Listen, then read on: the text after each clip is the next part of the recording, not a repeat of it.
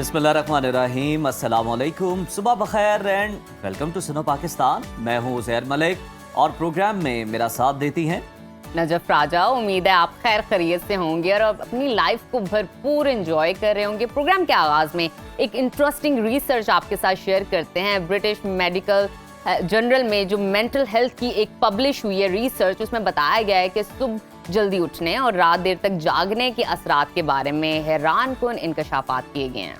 जी हाँ, तहकीक के मुताबिक जो लोग सुबह जल्दी उठने के आदी होते हैं उनकी जहनी सेहत, खुद एतमादी और जज्बाती इस्तेहकाम उन अफराद के मुकाबले में कहीं ज़्यादा बेहतर होता है जो रात गए तक जागते हैं। इस तहकीक में यह भी सामने आया कि जल्दी उठने वाले अफराद अपनी ज़िंदगी से ना सिर्फ मुतमईन और खुश होते हैं बल्कि वो डिप्रेशन और जहनी दबाव के शिकार भी कम होते हैं।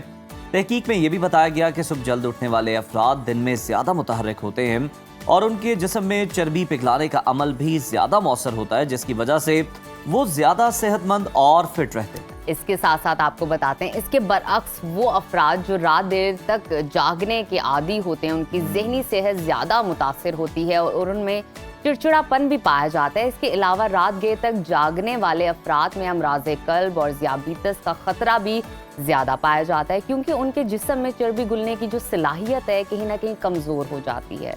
तो ये तो एक वैसे भी एक फैशन बन चुका है रात देर तक जागना। हालांकि आपने नहीं करना, चले समझ आता, आपने कोई स्टडी करनी है, कोई असाइनमेंट तैयार करनी है, फिर तो ठीक है। और अगर आप नहीं जागते तो आपके साथ जो कम्युनिटी या ग्रुप जहाँ पे आप बैठे होते हो वहाँ पे आपको काफी मजबूरन जागना पड़ जाता है। एग्जैक्टली। तो जनाब, मैसेज यही है कि अपनी ज़हनी जिस्मानी सेहत का ख्याल रखें। अगर आप अपनी जिंदगी में बेहतरी लाना चाहते हैं तो सुबह जल्दी उठने की आदत अपनाने में ही बेहतरी है, जैसे कि हमने अपनाई हुई है और हमने तो आपसे मुलाकात करनी होती है इसलिए भी। तो खैर, अब प्रोग्राम का बाकायदा आगाज करते हैं और जानते हैं मुल्क भर में मौसम की सूरत हाल। तो नजफ बताइए। आइए आपको वेदर समझाते हैं थ्रू ग्राफिक्स।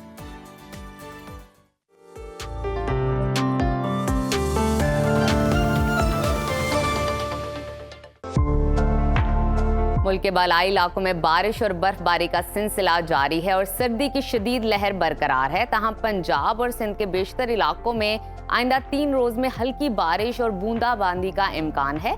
मुख्तलिफ शहरों में मौसम की क्या सूरत हाल है, आइए जानते हैं। सबसे पहले जिक्र करते हैं गिलगित बल्तिस्तान का,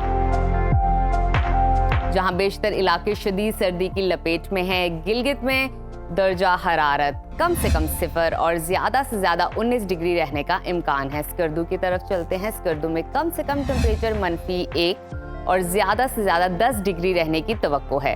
मौसम का हाल बताने वालों ने आइंदा 24 घंटों के दौरान अस्तोर, स्कर्दू और हुंजा में शदीद बर्फबारी का इम्कान जाहिर किया है।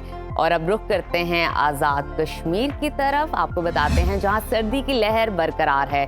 दारुल हुकूमत मुजफ्फराबाद में कम से कम दर्जा हरारत 6 और ज्यादा से ज्यादा 25 डिग्री रहने का इम्कान है। श्रीनगर की तरफ चलते हैं, वहां पर कम से कम पारा -1 और ज्यादा से ज्यादा 16 डिग्री रहने की तवक्को है।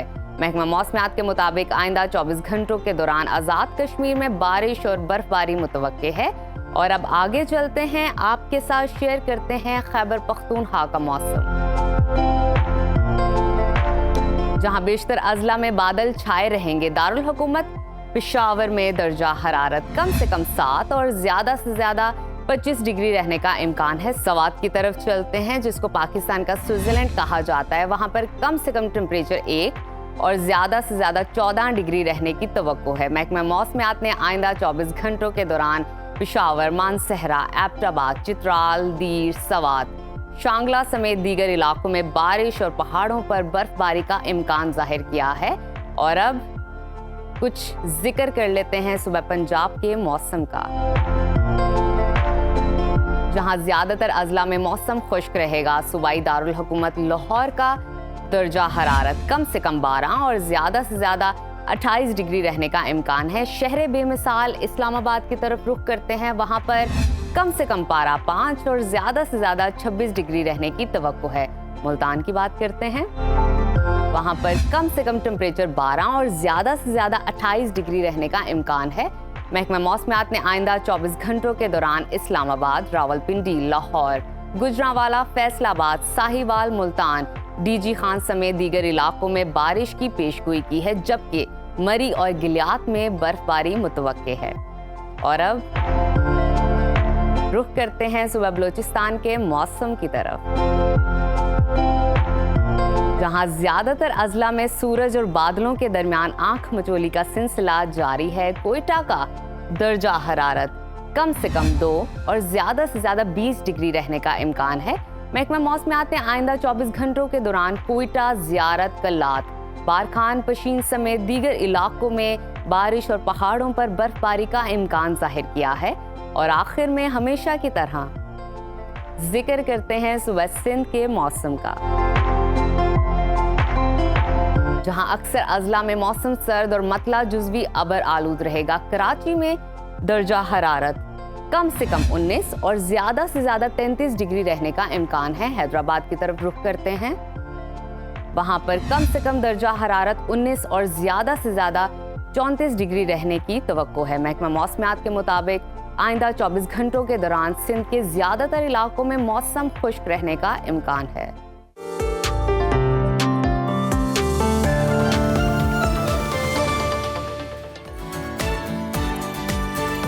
जनाब, मौसम की सूरत हाल आपने जानी और अब खेल के मैदान का रुख हो जाए जनाब। और आज तो खेल के मैदान का रुख करना बड़ा ही ज़रूरी है। तवील इंतज़ार जो ख़त्म हो रहा है, 8 साल के बाद आज से चैंपियंस ट्रॉफी का बड़ा मेला सजने जा रहा है और पाकिस्तान पहली बार इस मेगा इवेंट की मेज़बानी कर रहा है। सभी बड़े पुरजोश हैं, तैयारियां बड़ी मुकम्मल हैं। जबकि 30 साल के बाद ICC इवेंट को होस्ट करने जा रहा है पाकिस्तान, ये भी एहसास है, जिसके लिए हम देख रहे हैं कि तमाम तर इंतजामात को हतमी शक्ल पहले ही दे दी गई थी। और ऐसे में शायकीन क्रिकेट के दिलों की धड़कनें तेज हो चुकी हैं, टीमों की सफबंदी भी मुकम्मल हो चुकी है। और जनाब, चैंपियंस ट्रॉफी में कुल 8 टीमें हैं, 4 वेन्यूज हैं और 15 मैच खेले जाएंगे। इस इवेंट पे जहां Steve Smith, Virat Kohli, Kane Williamson, जो रूट और बाबर आजम जैसे दुनिया के बड़े प्लेयर एक्शन में होंगे, वहीं कुछ ऐसे उभरते सितारे भी पहली बार चैंपियंस ट्रॉफी में नजर आएंगे जिन पर सबकी नजरें होंगी। और आपको ये भी बताते हैं कि चैंपियंस ट्रॉफी का इफ्तिताई मैच आज नेशनल स्टेडियम कराची में खेला जाएगा। पाकिस्तान और न्यूजीलैंड की टीमें दोपहर 2 बजे आमने सामने होंगी। पाकिस्तान चैंपियंस ट्रॉफी का चैंपियन है और टाइटल का दिफा करेगा। सदर मुमलिकत आसिफ अली जरदारी मैच के मेहमान खसूसी होंगे। इफ्तिताई तकरीब के दौरान पाक फ़िज़ाइया के तैयारे शानदार फ्लाई पास्ट का मुजाहरा करेंगे। कप्तान मोहम्मद रिजवान जीत के लिए पुरुमीद हैं और कहते हैं कि बाबर आजम ओपनिंग के लिए सबसे मजबूत प्लेयर हैं और हमारे बेस्ट खिलाड़ी हैं। कीवीज टीम पाकिस्तान की मेज़बानी से खासी खुश दिखाई दे रही है। क्यों ना हो जनाब, मेज़बानी में कोई कसर तो छोड़ी नहीं जाती पाकिस्तान की जानिब से। और जो प्लेयर्स हैं वो पाकिस्तान की मेज़बानी की तारीफ करते नजर आ रहे हैं। फोटोशूट के दौरान कीवी प्लेयर्स ने उर्दू ज़बान में दिलचस्प जुमले बोले। मास्टर बैटर केन विलियमसन ने खुशामदेद कराची किया तो जारे मिजाज बैटर ग्लेन फिलिप्स उर्दू में बोले शुक्रिया पाकिस्तान। तो जनाब, इसी गहमा गहमी पर डिस्कशन कर लेते हैं। सीनियर स्पोर्ट्स एनालिस्ट हमारे साथ मौजूद हैं और उनसे बात करते हैं। जनाब सैयद याया हुसैनी साहब, सर आपको शो में खुशामदीद कहते हैं। सबसे पहले तो हमें ज़रा ये बता दीजिएगा कि पाकिस्तान तकरीबन 30 साल के बाद ICC इवेंट की मेज़बानी करने जा रहा है। भारत ने बड़े रोड़े अटकाने की कोशिश की मगर नाकाम रहा। अगर हम मजमूई तौर पर इंतजामात की बात करें तो हुकूमत और PCB की जानिब से किए गए इंतजामात आपके नज़दीक कितने तसल्ली बख्श? सबसे पहले तो ज़हर और नजफ आपको अस्सलाम वालेकुम। और आपने इंतजामात की बात की तो अगर मैं ये कहूँ कि बिल्कुल इस वक्त ईद का सा समा है कराची, जहां आज ओपनिंग सेरेमनी है, आज इफ्तिताही मैच है पाकिस्तान और न्यूजीलैंड के दरमियान, तो ऐसा कहना बिल्कुल भी गलत नहीं होगा। चाहे टीवी चैनल्स की आप बात कर लें, चाहे लोगों के जोशो खरोश की आप बात कर लें, शहर कराची की आप बात कर लें जहाँ पर शाहराहों के ऊपर जो है वो ICC चैंपियंस ट्रॉफी के बड़े बड़े बैनर्स आवेजा हैं। और नेशनल स्टेडियम कराची, वहाँ तो आप मैं जितना कहूँ शायद वो कम है। जिस अंदाज में नेशनल स्टेडियम कराची में तैयारियां की गई हैं, बहुत ही अच्छा एटमॉस्फेयर है। और अगर मैं ये कहूँ कि कल जिस अंदाज में पाकिस्तान और न्यूजीलैंड के दरमियान आज इफ्तिताही मैच होना है, जो छोटे बच्चे परचम लेकर मैदान में दाखिल होंगे, वो कल ड्रेस रिहर्सल कर रहे थे। ब्रॉडकास्टर के जो काम करने वाले लोग थे वो अपने कैमरों को चेक कर रहे थे। तो everything is perfect and okay. बिल्कुल ठीक। याया साहब, अगर हम ये देखें चैंपियंस ट्रॉफी के इनेकाद में भारत के अलावा पूरी आलमी बरादरी ने पाकिस्तान पर एतमाद का इजहार किया है। और अपनी टीमें पाकिस्तान भिजवाई हैं। क्या हम पाकिस्तान पर आलमी एतमाद को चैंपियंस ट्रॉफी के इनेकाद में पहली कामयाबी करार दे सकते हैं?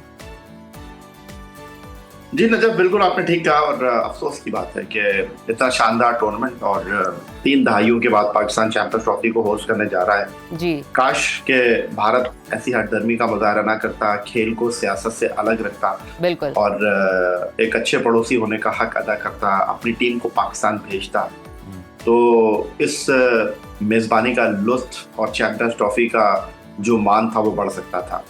लेकिन बहरहाल कोई बात नहीं, पाकिस्तान ने कुछ इन चीज़ों को रोक नहीं बनाया, दिल पे नहीं लगाया। पाकिस्तान को मेज़बानी मिली और पाकिस्तान ने भारत का खैर मकदम किया। उन्होंने कहा हम अपनी टीम नहीं भेज रहे, उन्होंने कहा ठीक है, आप नहीं भेज रहे, हम भी नहीं भेजेंगे। तो पाकिस्तान ने अपनी मेज़बानी के ऊपर कोई कॉम्प्रोमाइज़ नहीं किया और भारत नहीं आ रहा, दुनिया भी देख लेगा कि भारत ने ना आकर क्या गलती की है। और भारत की हठधर्मी जो है वो इस बात का खुलासा करेगी कि Pakistan safe and sound country है, जहां अफगानिस्तान, ऑस्ट्रेलिया, इंग्लैंड, जनूबी अफ्रीका, न्यूजीलैंड, बांग्लादेश की टीम आकर खेल रही हैं मासेवाई भारत। No doubt. ये सब इंतजामात की बात हो गई और साथ ही साथ ये रवैयों की बात हो गई मजमूई तौर पर।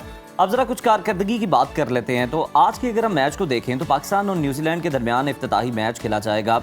न्यूजीलैंड चंद दिन पहले इसी ग्राउंड पर पाकिस्तान को शिकस्त भी दे चुकी है। तब भी आप डिस्कस कर रहे थे कि आने वाले दिनों में इसी ग्राउंड पर मैच होने हैं चैंपियंस ट्रॉफी के। तो आज का नतीजा जो है वो आप ट्राई नेशन सीरीज से कितना मुख्तलिफ देख रहे हैं? कुछ होगा भी मुख्तलिफ? जी बिल्कुल, इसमें कोई शक नहीं है उधर कि न्यूजीलैंड की टीम को नफसियाती बर्तरी हासिल है। उन्होंने पाकिस्तान को ट्राई सीरीज में 2 मरतबा शिकस्त से 2-4 किया। 1 मरतबा बाद में बैटिंग करते हुए, 1 मरतबा पहले बैटिंग करते हुए, और पाकिस्तान टीम के खिलाफ उन्होंने बड़ी शानदार खेल का मुजाहरा किया। कल कप्तान मोहम्मद रिजवान प्रेस कॉन्फ्रेंस करने के लिए आए थे। उन्होंने भी अपनी प्रेस कॉन्फ्रेंस में इस बात का खुलासा किया कि मुश्किल टीम है न्यूजीलैंड और उन्होंने कहा हम कोशिश करेंगे अच्छा खेलने की। लेकिन लोगों से उन्होंने दुआ की, अपील की। उन्होंने कहा कि हमारे लिए दुआ कीजिएगा और उन्होंने कहा कि हमें अपनी गलतियों का एहसास है और हम अपनी गलतियों को कम से कम करके न्यूजीलैंड के खिलाफ अच्छे खेल का मुजाहरा करने की कोशिश करेंगे। तो दूसरी तरफ जिस तरह आपने बताया कि आखिरी 2 मैचों में न्यूजीलैंड ने पाकिस्तान को हराया, आखिरी 3 एक रोजा मैच जो पाकिस्तान और न्यूजीलैंड के दरमियान खेले गए, तीनों में न्यूजीलैंड की टीम कामयाब रही है। दूसरी तरफ चैंपियंस ट्रॉफी की तारीख हम देखते हैं तो आईसीसी चैंपियंस ट्रॉफी में 3 मरतबा, इससे पहले पाकिस्तान और न्यूजीलैंड 2000, 2006 और 2009 में एक दूसरे के सामने आए हैं और तीनों मरतबा न्यूजीलैंड ने पाकिस्तान को शिकस्त दी है। तो आज उम्मीद पर दुनिया कायम है। हम उम्मीद कर सकते हैं कि पाकिस्तान टीम अच्छे खेल का मुजाहरा करेगी और आज एक बेहतर टीम नजर आएगी। बिल्कुल ठीक। आपने याया साहब अभी परफॉर्मेंस की बात की है। आपको क्या लगता है शाहीनों और कीवीज के दरमियान कितना कड़ा मुकाबला मुतवक्के है और किस टीम का जो पलड़ा है, साइड है, आपको भारी नजर आ रही है? नजफ, बात दरअसल यह है कि पाकिस्तान की टीम तो बेहतरीन है, एग्जीक्यूशन का मसला है, जिम्मेदारियां लेने का मसला है। दूसरी तरफ अगर हम देखते हैं तो न्यूजीलैंड की टीम के खिलाड़ी जो हैं वो अपनी जिम्मेदारियों को बेहतर अंदाज में निभा रहे हैं और बेहतर अंदाज में अपनी परफॉर्मेंस को एग्जीक्यूट कर रहे हैं, रिस्पॉन्सिबिलिटी ले रहे हैं। और हमारे खिलाड़ी जो हैं वो अपनी जिम्मेदारियों को ईमानदारी के साथ अदा तो कर रहे हैं लेकिन फाइनल टच दे नहीं पा रहे हैं। तो आज मैदान खुला होगा, जो अच्छा करेगा वो मैदान से जीत कर बाहर निकलेगा। डेफिनेटली। अच्छा ये साहब, अगर हम कंडीशंस की बात करें, उसको मद्देनजर रखें तो पाकिस्तान और न्यूजीलैंड के दरमियान जो मैच है डे एंड नाइट होगा। मैच में टॉस कितना अहम किरदार अदा करेगा और विकेट कैसे रिएक्ट करेगी, पिच कैसी है, जरा इस बारे में भी कुछ बताइएगा। जी उधर अच्छा सवाल किया आपने। रिजवान ने कहा कल प्रेस कॉन्फ्रेंस में कि लोग बात कर रहे हैं कि जो फाइनल में टॉस जीतकर उन्होंने पहले बैटिंग करने का फैसला किया था वो गलत फैसला था। उन्होंने कहा कि बात दरअसल ये है कि बिल्कुल लोगों की जो राय है, जो सोच है वो गलत नहीं है। हमने एक मैच पहले 353 रन चेस किए थे और ऐसे में हम पहले बैटिंग करने के लिए चले गए। उन्होंने कहा दरअसल हम इसलिए पहले बैटिंग करने के लिए गए थे कि हम जरा देखना चाह रहे थे कि हमारी बाद में बॉलिंग कितनी मौसर साबित हो सकती है। उन्होंने कहा ठीक है, हार जीत हो जाती है। जहां तक आज के मैच की बात है तो इस वक्त सूरज जो है वो मुकम्मल तौर पर अपनी रोशनी बिखेर रहा है, मौसम बहुत अच्छा है। आपने कंडीशंस की बात की तो मेरा ख्याल ये है कि पाकिस्तान टीम को आज के मैच में जो है वो पहले बैटिंग ही करनी चाहिए, क्योंकि प्रेशर मैच है।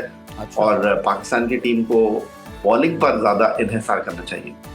बिल्कुल ठीक। याया साहब, टीम कॉम्बिनेशन की अब बात कर लेते हैं। फर्स्ट जो बॉलर हैं हारिस रऊफ की वापसी हुई है आज। कौमी टीम का प्लेइंग 11 क्या हो सकता है, और आपके नज़दीक अगर बात की जाए एज अ एक्सपर्ट, आप बेस्ट एक अच्छा कॉम्बिनेशन टीम के लिए क्या देखते हैं जो जीत दिला सके, विनिंग कॉम्बिनेशन हमारा? देखिए, इस बात की तो कोई जमानत नहीं दे सकता कि जिन प्लेयर्स को आप खिलाएंगे वो जीत की जमानत बनेंगे। आप अच्छा करने की कोशिश करते हैं, बाकी नतीजा तो अल्लाह ताला के हाथ में होता है। जहां तक रही हारिस रऊफ के हवाले से बात, तो हारिस रऊफ को कल मैं नेट में बॉल करता हुआ देख रहा था। कल जब वो शुरू में आए थे तो वो 2-3 कदम से बॉल डाल रहे थे, लेकिन बाद में उन्होंने अपने रिदम के साथ बॉलिंग की और पूरी कुव्वत के साथ उन्होंने बॉलिंग की। तो अब ये कहा जा सकता है कि वो प्लेइंग 11 में शामिल होने के लिए मुकम्मल तौर पर तैयार हैं। लेकिन फैसला टीम मैनेजमेंट ने करना है कि उनको खिलाना है या नहीं खिलाना है, क्योंकि प्रेशर मैच है और फिर 23 तारीख को दुबई में भारत के खिलाफ भी मैच है। तो हारिस रऊफ को जिस तरह कल मैंने देखा, वो तो मुझे कुछ अच्छे शेप में लग रहे हैं, लेकिन अगर हारिस रऊफ नहीं खेले तो फिर मैं ये कह सकता हूँ कि पाकिस्तान मोर और लेस अपनी उसी टीम के साथ मैदान में उतरेगा जो कि फाइनल में न्यूजीलैंड के खिलाफ खेली। सही। ये साहब ज़रा ये भी बताइएगा कि ट्राई नेशन सीरीज़ में हमारे बैटर्स ने तो बेहतर परफॉर्म किया, जिस तरह आपने भी बात की, मगर हमारी बॉलिंग कोई गैर मामूली कारकर्दगी दिखाने में कामयाब नहीं हो सकी, और रिजवान ने उसका जिक्र भी किया कि हम टेस्ट करना चाह रहे थे। आज के मैच में बॉलर्स आपको परफॉर्म करते नज़र आ रहे हैं? आपको लगता है कि वो इस फॉर्म में है कि वो भरपूर तरीके से परफॉर्म करेंगे? और कोई ऑप्शन है नहीं उधर आपके पास। आप ये बड़ा मैच है पाकिस्तान के लिए, और 23 तारीख को इंडिया के साथ मैच है। आईसीसी चैंपियंस ट्रॉफी के इब्तिदाई 2 मैचों में एक मैच पाकिस्तान को जीतना है, वरना सेमीफाइनल में पाकिस्तान का जाना बहुत मुश्किल और नामुमकिन हो जाएगा। तो आपने जहाँ तक बॉलर्स की बात की, बिल्कुल आपने दुरुस्त कहा कि शाहीन आफरीदी हो गए, नसीम शाह हो गए, या अबरार मिस्ट्री हमारे स्पिनर, जिनके ऊपर हम बहुत ज़्यादा बैंग कर रहे हैं, वो उस तरह की कारकर्दगी पेश कर नहीं सके। तो अब तो बिल्कुल कुछ सोचने समझने का वक्त है ही नहीं। अब तो एक्शन टाइम है और इन खिलाड़ियों को अपनी जिम्मेदारी को अदा करना पड़ेगा। बिल्कुल ठीक है, जिम्मेदारी का एहसास करना होगा और जिम्मेदारी से खेलना भी पड़ेगा। भी आप सैयद याया हुसैनी साहब, आपके कीमती वक्त का बड़ा ज़बरदस्त आपने तज्जिया दिया, और जनाब बिगुल तो बच चुके हैं और तैयारियां मुकम्मल हैं, और 2 बजे का इंतज़ार किया जा रहा है कि जनाब घड़ी पर कब 2 बजेंगे और फिर न्यूजीलैंड और पाकिस्तान आमने सामने होंगी कराची में, जहाँ पर भरपूर तरीके से तैयारियां की गई हैं। स्टेडियम की तज़ीनो और आइश भी की गई है, एक्सपेंशन भी की गई है, साथ ही साथ सदर मुमलिकत आसिफ जरदारी भी आज वहाँ पर पहुँचेंगे। तो बड़ा ज़बरदस्त सा माहौल है, और याया साहब ने बड़ा अच्छा बताया कि उसकी मंजर कशी की कि ईद का सा सामान लग रहा है कराची में, और जनाब बिल्कुल होना भी चाहिए। पाकिस्तान इतने बड़े इवेंट की मेज़बानी कर रहा है, तो हमारी बड़ी बेस्ट विशेस हैं, और साथ ही टीम पाकिस्तान के लिए भी कि जनाब वो अच्छा परफॉर्म करे, क्योंकि अब कोई ऑप्शन और अच्छा है नहीं है। एग्जैक्टली। और अभी वक्त है छोटी सी ब्रेक का, कहीं मत जाइए, देखते रहिए सुनो Pakistan. Welcome back to Suno Pakistan. नाजरीन, आपने अक्सर लोगों को ये कहते सुना होगा कि भाई कद लंबा हो तो शख्सियत में रोब आ जाता है, लेकिन अगर कद छोटा रह जाए तो क्या ये वाकई किसी की शख्सियत पर असरअंदाज होता है? हमारे माशरे में छोटे कद वाले अफराद को अक्सर मज़ाक और तंज का निशाना बनाया जाता है, जबकि हकीकत ये है कि कद छोटा हो या लंबा हो, हमारे सिर्फ जीन्स ही नहीं बल्कि डाइट, हमारा लाइफस्टाइल, हमारी सेहत पर भी मुनहसर होता है। कद के हवाले से की जाने वाली एक लेटेस्ट रिसर्च में ये बात सामने आई कि पाकिस्तान में तकरीबन 42% बच्चे ग़िज़ाई किल्लत या दीगर वजूहात की बिना पर छोटे कद के मसले का शिकार हैं। WHO की रिपोर्ट बताती है कि 2 से 5 साल की उम्र के बच्चों में इस मसले की शरह 23.7%, जबकि 5 से 11 साल के बच्चों में ये शरह 48.5% तक है। कद छोटा रह जाने की वजूहात क्या हैं, क्या रीज़न है, उम्र के किस हिस्से तक आप इजाफा कर सकते हैं अपने कद के अंदर, इन तमाम चीज़ों पर आज गुफ्तगू करेंगे। इस वक्त हमारे साथ मौजूद है मारूफ हर्बलिस्ट नईमा आपा। Welcome to Suno Pakistan. आपा, हम देखते हैं कि ये रुझान जो है छोटे कद का बहुत ज़्यादा हर घर के अंदर है। पहले ये होता था कि लड़कियों के छोटे कद हुआ, अब लड़कों के भी छोटे कद है। इसकी वजूहात को सबसे पहले इन डिटेल डिस्कस कर लेते हैं। बिल्कुल, सबसे पहले तो मैं आपने जो बात की थी ना, बंदा ये है कि पर्सनैलिटी होती है, हाँ। नो डाउट पर्सनैलिटी होती है, लेकिन जो जहाँ तक बात काम की है तो बंदा कद से नहीं काम से बड़ा होता है। हाँ, बस no ये doubt, आप लोगों no का doubt, ज़रा वो हो हाँ। जाए। अच्छा, बात ये है कि जो आपने की है ना 48% जो हमारी रिपोर्ट के मुताबिक, मैं कहती हूँ जी। ये इससे भी ज़्यादा है। अच्छा। मेरी राय के मुताबिक ये इससे भी ज़्यादा है। और इनकी जो वजूहात जो सबसे पहले बन रही है कि सबसे पहले जो हम बात करेंगे वो नींद की कमी। हाँ जी, नींद की कमी बाद में हम डाइट पे भी आते हैं कि डाइट क्या, लेकिन पहले हम इससे डिस्कस कर लेते हैं कि नींद की कमी और जो चीज़ जिसके बगैर आजकल गुजारा नहीं है वो गैजेट जो हमारे हाथ में है, ठीक है, तरबियत की कमी थोड़ी सी। देखिए, एक चीज़ ऐसी है कि जिसके बगैर हमारा गुजारा नहीं है। सेल फोन सबके पास है, मीडिया सबके पास है, हर तरफ नेट का दौर है कि बच्चों अपने बच्चे लिहाफ में और अपना मोबाइल लेके लेटे हुए हैं, अपने कमरों में हैं। एक कमरे में 10 बंदे तो 10 बंदों का आपस में कोई कनेक्शन नहीं है, दुनिया के साथ कनेक्शन है। ये सबसे बड़ी वजह, मेरे नज़दीक सबसे बड़ी वजह यही है कि उसकी वजह से नींद नहीं पूरी होती है। फिर आपका बच्चा क्या देख रहा है आजकल, जो सबसे पहले जो मैं बात कर रही हूँ ना कि ये इससे भी ज़्यादा मेरे नज़रिए के मुताबिक वो ये है कि बच्चे क्या कहते हैं कि इस एज तक गए, बड़े हो गए, अब हाइट नहीं बढ़ेगी। ऐसे ही है ना, ऐसे ही है। एक लिमिट होती है। मैं कहती हूँ कि बच्चे आजकल वक्त से पहले बड़े हो रहे हैं, क्योंकि ये जो आपके हम देखते हैं, कोई भी अमल देखते हैं, कोई आपका बच्चा कुछ भी देख रहा, वो चाहे वो बच्चा 3 साल का, 3 साल के बाद से लेके आप कहें कि इंटरनल वो जो हलचल, वो ग्रोथ, वो जो हम कहते हैं ना कि जो एक वक्त पे होनी चाहिए, वो टाइम से पहले, आप उसकी ये वजह भी से कहना कि बच्चों की मासूमियत जो है वो खत्म हो रही है। एग्जैक्ट वर्ड ये बड़ा आपने यूज खतरनाक किया, है, ये आपने हाँ। बिल्कुल सही लफ्ज इस्तेमाल किया। मैं इसी बात कि बच्चों की मासूमियत खत्म हो गई है, जिसकी वजह से देखिए पहले जैसा मैंने बात की ना, एक टाइम पे आके हाइट रुक जाती है, वो टाइम से पहले टाइम आ गया है। तो सबसे पहले मैं ये तमाम वालिदैन को ये मैं कहूँगी कि आप अपने बच्चों को, ठीक है, गैजेट के बगैर गुजारा नहीं है क्योंकि आजकल की ज़रूरत बन गया, लेकिन सबसे पहले तरबियत होनी चाहिए कि बच्चों को उसका गैजेट का सही इस्तेमाल सिखाएं। फिर बच्चों की नींद का ख्याल रखें। पहले दौर में जो हाइट जो ज़्यादा अच्छी ग्रो करती थी वो इसलिए करती थी कि हमारी नींद पूरी थी, हमारे पास ये अदर एक्टिविटीज़ नहीं, सॉरी, ये जो एक बिस्तर में लेट की एक्टिविटी थी ये नहीं थी। अब बच्चे आते सबसे पहले कि बच्चे चिड़चिड़े हो गए हैं, बच्चों में चिड़चिड़ापन आ गया कि मोबाइल जैसे ही हम उनसे लेने की कोशिश करते हैं तो बच्चे ये कि एकदम से रूड हो जाते हैं, रूड गुस्सा हो करने लग जाते हैं, और जाते हैं। माएँ भी फिर क्या करती, जान छुड़ाने के लिए मोबाइल ही दे देती। मोबाइल सामने दें। मैं कहती हूँ जो गेमिंग है वो भी इतनी बुरी नहीं है, जो बच्चे कार्टून देख रहे हैं वो भी, लेकिन बच्चे उस पर, क्योंकि वो एक ऐसी कंप्लीट दुनिया है, उसके ऊपर सब कुछ है, और ऐसा है कि एक दफा आप देख ले वो आई जाती है चीज, आई जाती है। तो मैं सबसे पहले, और भी बहुत सारे नुकसान आता है, लेकिन मेन रीजन ये कि नींद जो है ना वो आपकी बहुत डिस्टर्ब नहीं, एक वक्त से पहले बच्चों का उन बड़ा लोगों की होना। अगर हम बात कर लें जिनके इस बयान पर उनकी दुकानदारी चल रही है कि जनाब किसी भी उम्र में कद बढ़ सकता है, तो जरा ये क्लियर कर दें कि किस उम्र तक जो है वो कद बढ़ाया जा सकता है, ये जरा बता दें।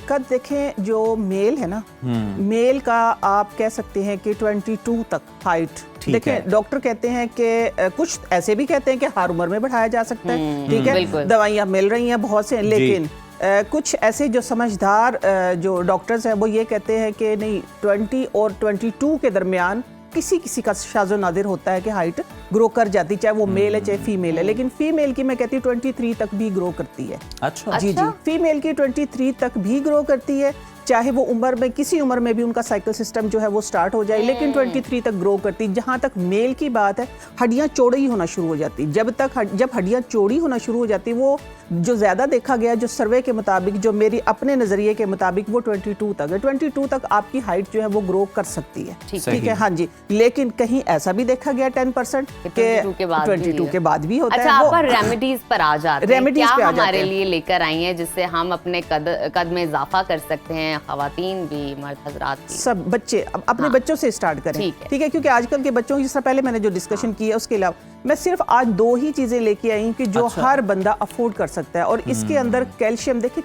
हाइट बढ़ाने के लिए, हड्डियां मजबूत करने के लिए जब हम खाते हैं तो हमारा गोश्त बढ़ता है, ठीक है, वो गोश्त बढ़ता है, लेकिन गोश्त से क्या होता है कि हाइट बढ़ती नहीं, हाइट चौड़ी होती है, ठीक है, हम चौड़े हो जाते हैं, लेकिन हमें हड्डियां मजबूत करनी है।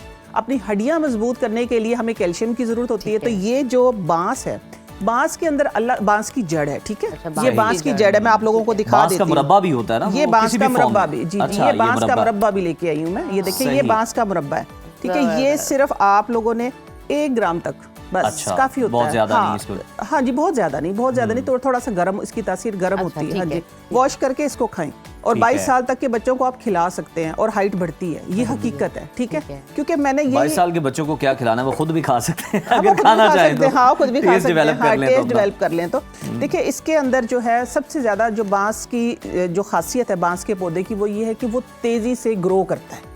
उसकी जो हाइट है वो तेज़ी से लंबी होती है, ये नहीं कि बहुत लंबी, लेकिन वो तेज़ी से लंबी होती है, वो फुटों के हिसाब से बढ़ता है, वो इंचेस के हिसाब से या आप कह सकते हैं कि सेंटीमीटर के हिसाब से नहीं बढ़ता जबरदस्त। वो रात। हाँ जी, ये इसकी खासियत है खासतौर पे। और इसके अंदर सबसे ज़्यादा जो है वो कैल्शियम है। ठीक है। हाँ, कैल्शियम बहुत है इसके अंदर। कैल्शियम क्योंकि वो हमारी हड्डियां मजबूत करता है, जब हड्डियां मजबूत होती हैं तो आपकी हाइट ऑटोमेटिक जो है वो ग्रो आप करती आपने है। मैक्सिमम का तो बता दिए, ये बताइए कि आज जैसे कि अभी आपने कहा इसकी तासीर गर्म होती है, थोड़ी सी, हाँ जी। किस उम्र के बच्चे को हम ये स्टार्ट करवा सकते हैं? अब छोटे बच्चों को मैं इसकी सिर्फ मिकदार बताऊंगी आप लोगों को। देखिए मैंने जो पढ़ा है, जो मेरी रिसर्च आई है, तो उसके मुताबिक कई जगह पे इसको तर खुश्क बताया जाता है, कई जगह पे इसको गर्म खुश्क बताया जाता है। ठीक है, ये लेकिन जो मेरा अपना आजमाया हुआ है, तो इसको खाने से थोड़ी सी मुझे इसकी जो तासीर है वो तर खुश्क महसूस हुई है, जिसको कि हम गरम बोलते हैं दूसरे अल्फाज में। हाँ, दूध में इस्तेमाल करके इसका पाउडर बनाएं, ये मैं आप लोगों को दिखा देती हूँ। 3 साल के बच्चों से लेके आप 22 साल तक, 3 साल से 22 साल 22 तक आप साल ले तक सकते देखिए ये इस टाइप की होगी। ठीक है, ये सही, बांस की जड़ की लकड़ी है। ठीक है, आप लोगों ने इसको करवा लेना है पाउडर फॉर्म में। फिर इसको करना ये है कि छोटे बच्चे जो हैं आप फीडर में डाल दें, आप उसको किसी भी तरीके से दे दें, चुटकी, एक चुटकी बस। ठीक है, आहिस्ता आहिस्ता फिर आप लोग 10 जब अडल्ट हो जाते हैं या टीनेजर्स, तो उसके लिए ये ½ टीस्पून इनफ है, आप 4 चुटकियां कर लें। ठीक है, और बस इससे ज्यादा मैं नहीं कहती। बाकी आप लोगों की जिस तरह अगर कोई दही में मिला और ये के वंस अ डे है। वंस अ डे आप इसको, लेकिन कोई भी चीज कंटिन्यू करने से फर्क पड़ता है। ठीक है, कोई भी चीज कंटिन्यू करने से। इसकी दूसरी जो चीज है जिसके साथ मैंने रखी हुई है वो है सिंघाड़ा।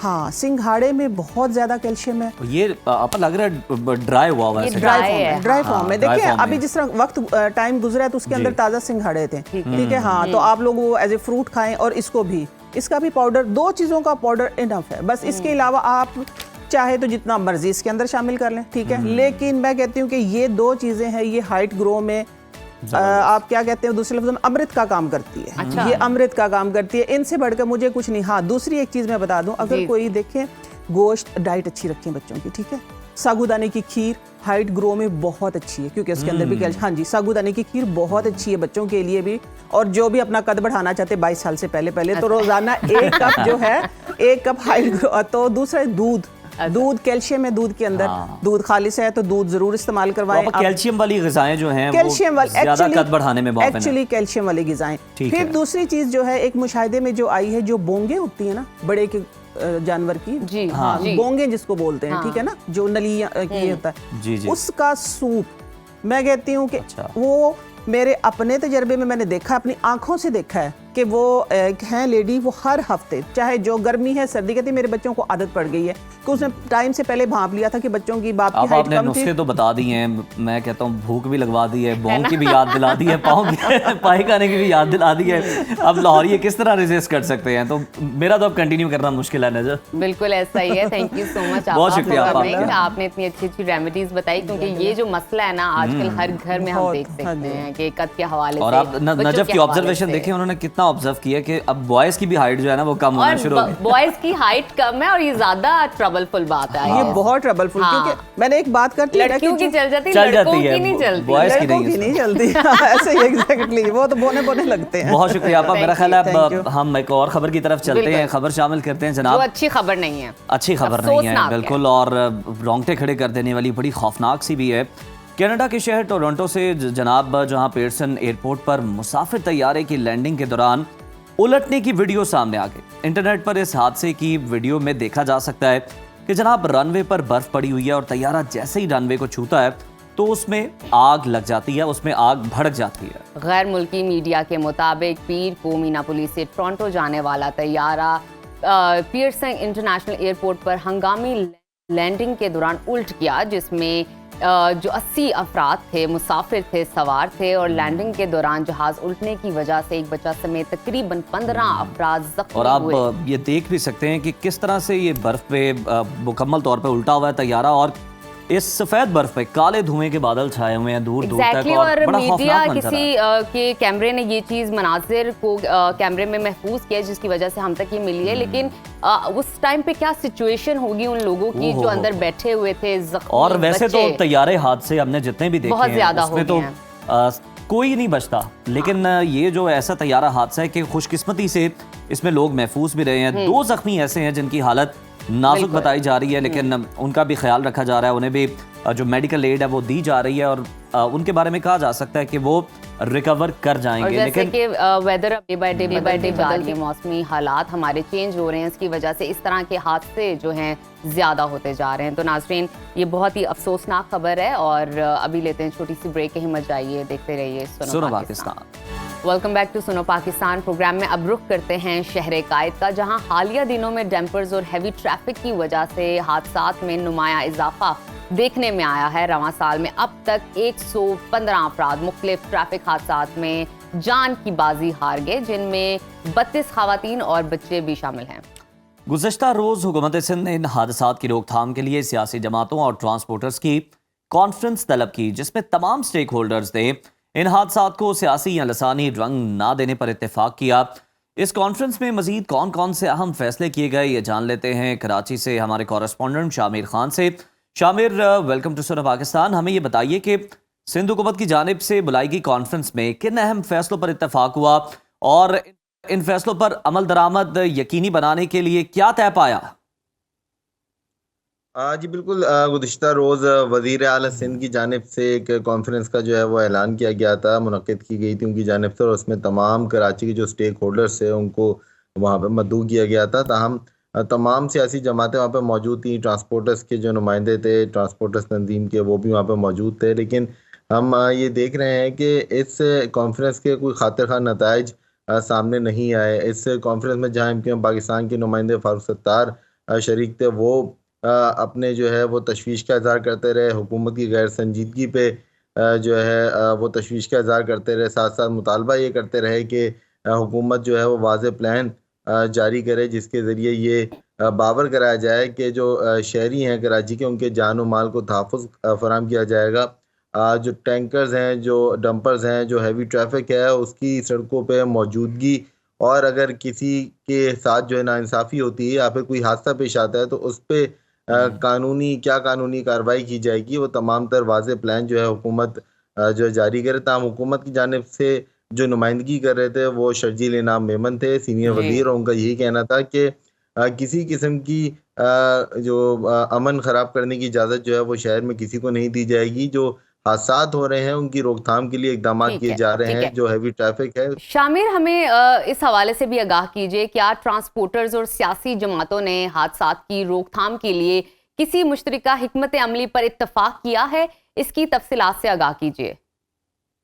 जी देखें, हैवी ट्रैफिक जो है उसकी जो टाइमिंग्स हैं उसके हवाले से जो है वो ख़ासा हम देख रहे हैं कि संजीदगी का इज़हार किया जा रहा है दोनों जानिब से, हुकूमत की जानिब से भी, कराची के स्टेक होल्डर जो दीगर सियासी जमातें हैं, और जो ट्रांसपोर्टर्स हैं उनकी जानिब से भी, कि रात 10 बजे से लेकर सुबह 6 बजे तक ही जो है हैवी ट्रैफिक शहर की सड़कों पर लाई जाएगी। उससे पहले शहर के अंदर किसी किस्म की हैवी ट्रैफिक को जो है वो नहीं लाया जाएगा, और जो मोटरसाइकिल सवार अफराद हैं उनकी हिफाजत के लिए भी जो है वो इक़दाम किए जाएंगे, और किसी तरह कोशिश की जाएगी कि कहीं पे भी हैवी ट्रैफिक और मोटरसाइकिल का आमना सामना जहाँ पे हो रहा हो, जो कि आम अमूमन तौर पे हम देखते हैं कि हादसे की वजह बनता है, कि उसका इंटरेक्शन जो है वो कम किया जाए। DIG ट्रैफिक जो कि गुज़िश्ता रोज़ इस कॉन्फ्रेंस में शरीक था, उनका भी ये बताना था कि जो डंपर्स हैं उनसे हादसात की जो शरह है वो तकरीबन 7% है, यानी कि जहाँ पे डंपर और मोटरसाइकिल की टक्कर हुई हो या फिर इससे डंपर के नतीजे में हादसा हुआ हो, उनकी तादाद खासा कम है। लेकिन अगर इसको और भी कम किया जा सकता है, बचाया भी जा सकता है, अगर इन दोनों का आमना सामने करने से रोका जा सके। मजमूई तौर पर अब तक तकरीबन 115 अफराद ऐसे हैं जो कि रवां साल शहर में ट्रैफिक हादसात के दौरान जाँ बाग हुए हैं। 1500 से जायद ऐसे ट्रैफिक अफराद की तादाद है जो कि इन ट्रैफिक हादसात। शामिर, ये बताइएगा कि ट्रांसपोर्टर्स की जानिब से भी हुकूमत से क्या मुतालबात किए गए कि सड़कें ख़राब हैं और इस वजह से भी मसाइल पेश आते हैं, अपने कुछ कंसर्न्स उनकी जानिब से भी हुकूमत के सामने रखे गए, और हुकूमत का क्या रिस्पॉन्स था? आज ही देखें, बिल्कुल ट्रांसपोर्टर्स की बात की जाए तो इनकी जानिब से जो अपने तहफ़्फ़ुज़ात हैं उनका इज़हार तो किया जाता है कि इंफ्रास्ट्रक्चर जो है वो शहर का दुरुस्त किया जाए, ताकि अगर खड्डे नहीं होंगे, रोड सीधी बनी हुई होंगी तो फिर उनको ट्रांसपोर्ट चलाने में भी आसानी होगी। साथ साथ उनका ये भी कहना था कि किसी को भी किसी का भी ट्रक जलाने की या फिर अमन ख़राब करने की या फिर हैवी ट्रैफिक को जलाने की जो है इजाज़त नहीं दी जाए। अगर कोई कसूरवार होता है तो उसको कानून के मुताबिक उसको सज़ा दी जाए, उसके खिलाफ कार्रवाई की जाए, लेकिन किसी के इमलाक को जलाने की इजाज़त नहीं दी जाए। अगर कोई शख्स ठीक ये है। करता हुआ पाया जाता है तो उसके खिलाफ जो फौरी कानूनी कार्रवाई की जाए। जी बिल्कुल ठीक है शामिर खान, अभी बहुत आपने हमें तफसील से बताया। और नाज़रीन, ये तो वो मामला है जिसको लेकर शहर कायद का हर मकीन जो है वो बड़ा फिक्रमंद दिखाई देता है, और बिल्कुल ये एक बहुत बड़ा जेन्युइन कंसर्न है जिस पर सब सर जोड़कर बैठे। उम्मीद है जो फैसले हुए हैं उन पर अमल दरामद भी किया जाएगा। तो ये तो ज़रा फिक्रमंद कर देने वाली खबर थी। अब आपके मूड को कुछ अच्छी खबर शामिल बेहतर बनाने करते की हैं, कोशिश मजे करते की हैं। खबर शामिल करते हैं। आपको बताते हैं, ये खबर है कोलंबिया से। कोलंबिया से ताल्लुक रखने वाले सर्कस के एक ऐसे फनकार के आलमी रिकॉर्ड के बारे में जिसने सर के बल खड़े होकर 45 मिनट तक 5 गेंदों का करतब दिखाकर अपना नाम Guinness book of world record में दर्ज करवा लिया है। आइए इस अनोखे रिकॉर्ड को आपको दिखाते हैं। Have a look.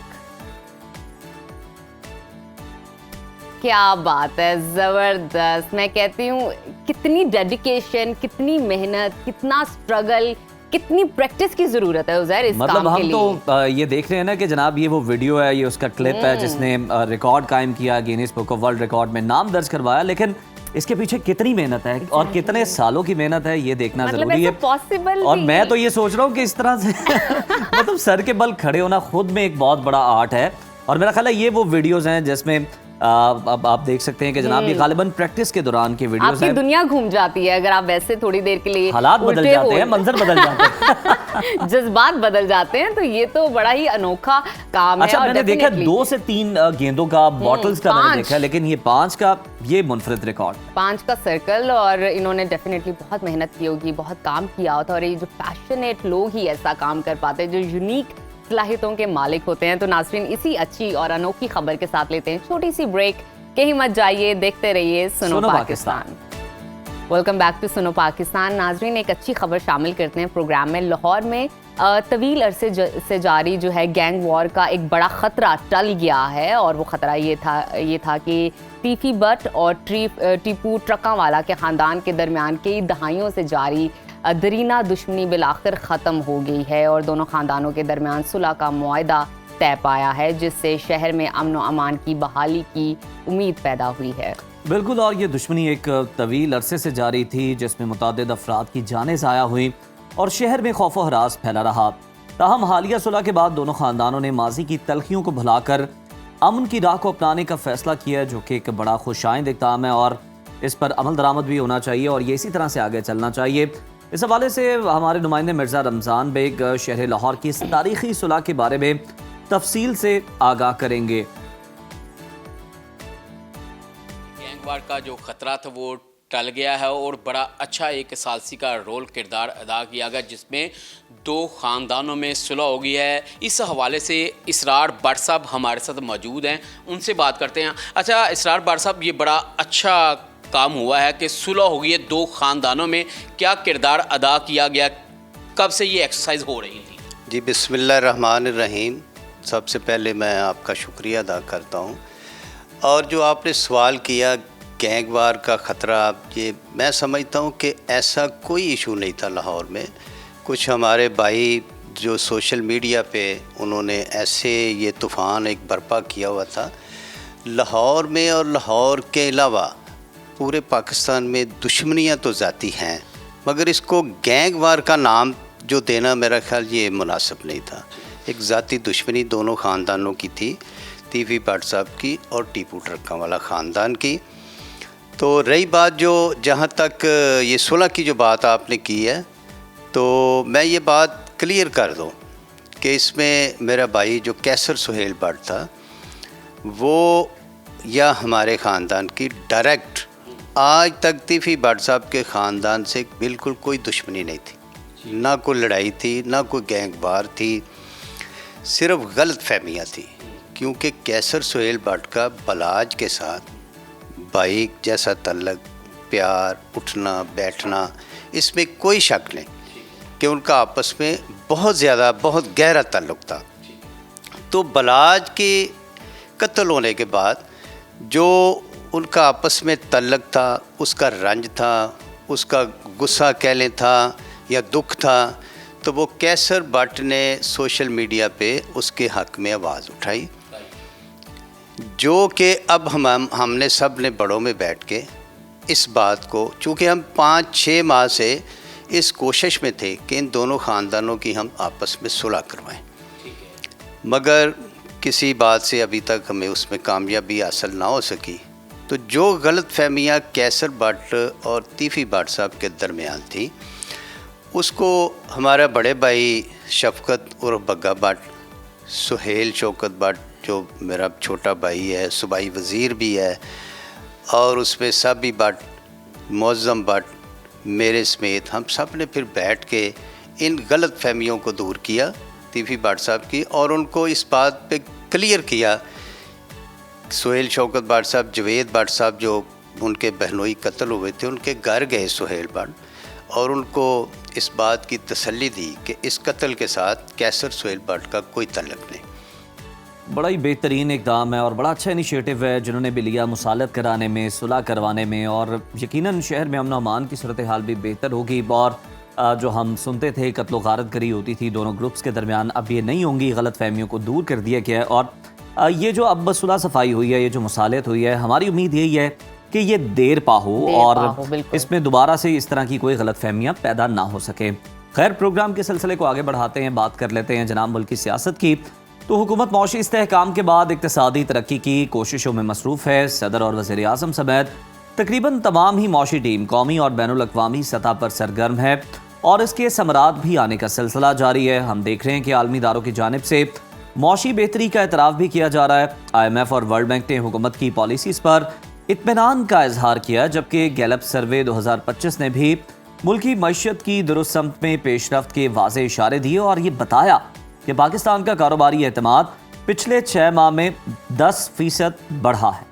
एक तरफ माशी सरगर्मियां जारी हैं तो दूसरी तरफ अपोजिशन ने फिर एहतजाज के लिए कमर कस ली है। PTI ने ईद उल फितर के बाद मुल्कगीर तहरीक चलाने का इंदिया दे दिया। अगर ग्रैंड अपोजिशन अलायंस के लिए सरगर्म है।